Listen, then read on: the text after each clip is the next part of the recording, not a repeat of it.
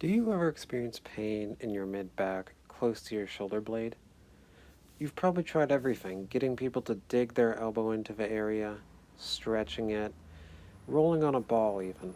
Though it may feel somewhat good at the moment, that pain never seems to really go away. What is quite common is for the dorsal scapular nerve to become entrapped by the scalenes. The dorsal scapular nerve innervates rhomboids and levator scapulae. So when it becomes entrapped by the nerve, it sends pain to that area. In this video, I'm going to show you some basic self-massage and stretching to help decrease the muscular tension in the scalenes. First, let's talk about the anatomy of the scalenes.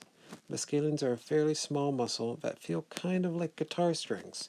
There is an anterior, middle, and posterior scalene.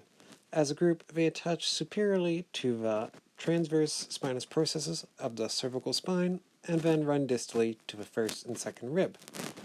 To palpate this muscle, we can draw a triangle, starting with the SCM as the anterior border, your upper traps as the posterior border, and your clavicle as the bottom border.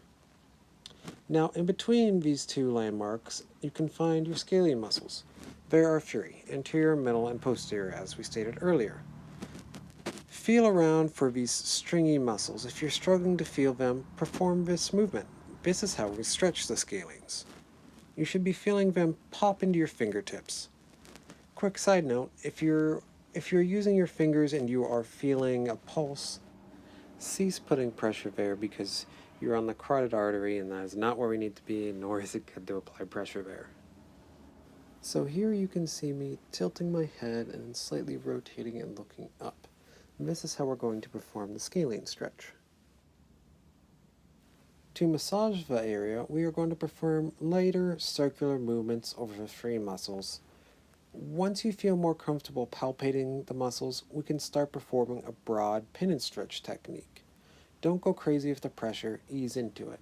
So all we're doing, as you can see with my hands, is we're putting a bit of pressure onto where those muscles lie, and then we're moving the muscle through that range of motion, like what I showed you with the stretch. This way we're kind of working the muscle through its full range.